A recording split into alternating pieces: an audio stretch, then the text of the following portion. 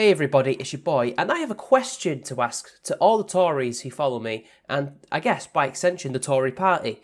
What do you actually believe when it comes to wokeism, as you like to call it, or for those of us who are actually educated on such matters, cultural Marxism or just leftism, communism, whatever, what is your actual stance on identity politics? Because it seems to me that you either don't know what you guys actually believe in, there is no consensus about it, or there is a consensus and you're just kind of gaslighting us as to what the consensus actually is. For the past couple of years now, it really has been a contentious issue within that party. Not so much in Labour, because they all pretty much agree that identity politics is something that must be, to some extent, believed in, whether or not that'll be Corbyn going all the way, or Keir Starmer forever trying to find that middle ground and failing ultimately. They at least know that they must believe in it. But the Tories, I don't know. I have two things coming at me simultaneously and I don't know what to believe. Either they want to be woke or they don't want to be woke. Let's just take a look at recent events, because we could go back in time, but let's keep it to fairly recent events. The Tory conference happened once again in Manchester. Why they always do it in a Labour stronghold, I don't understand. At least Labour do it in Brighton, which is our equivalent of San Francisco. That makes sense. But for some reason the Tories have always done it in Manchester, and I don't know. I don't get it. But the Prime Minister made a speech where he said that the party must be against wokeism in all its forms and fight back. And to be fair, you can see there is some kind of fight back going on. The new Equalities Minister, which I always forget her name, she's pretty damn good. In fact, I would say she's very good. She has essentially subverted the position, whether or not that be because she's been ordered to do so by Boris or somebody else, or she's taken it upon herself to do so because, judging by some leaked WhatsApp DMs, she's pretty based. And honestly so, it seems. Using a position by Labour, which was obviously used to push their leftism and their egalitarian stuff onto the masses, and flipping it on its head, has been a genius move by her. And really, I salute it. It's exactly what I want to see happen. And then you see they've been trying to cut funding to critical race theory. That was a couple months back. But then again, if they're trying to cut that funding and they are against it, why are they spending almost £1 million on diversity training, in particular a diversity puppet? Yeah, they did. They literally got a diversity puppet and it cost them a fortune. And if they are meant to be against wokeism, why, after literally a few minutes or a few hours after Boris Johnson made that speech, Sajid Javid is on Twitter announcing that giving blood is going to be made more accessible to people from the sub-Saharan African region, and in particular, people who suffer from HIV. Yes, the two are actually linked. This doesn't make sense. Why would you be against cultural Marxism and diversity and then make a policy that's all about diversity? Let's just explain how crazy this is, guys. They think it's discriminatory to ask such questions as to, are you from this particular area? What's your romantic status? Are you sexually active? That kind of thing.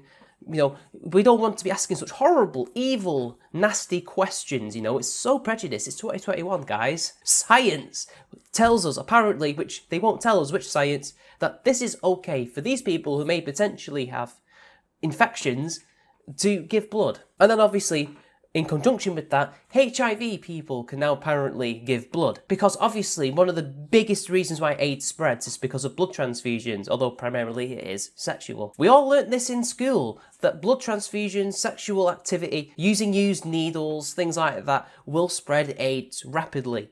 Yet now, these people think that because science has moved on and we have new discoveries, which, whatever they may be, we can now allow HIV-infected people and people from HIV-infected areas to give blood. If you were against woke politics, if you were against cultural Marxism, you would be against that. You wouldn't even be doing that. In fact, you would be making giving blood or any kind of medical procedure like that even more stricter. Because this is something that the Democrats did in California.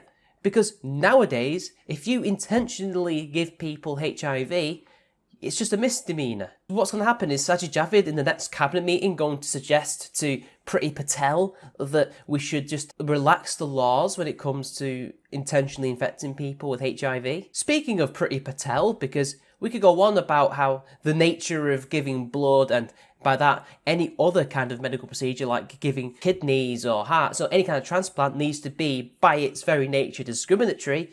Yeah, whatever, everybody knows that, unless you're a crazy leftist. Let's just talk about Priti Patel, because she's another reason why the Conservatives seem to be on two different sides when it comes to wokeism.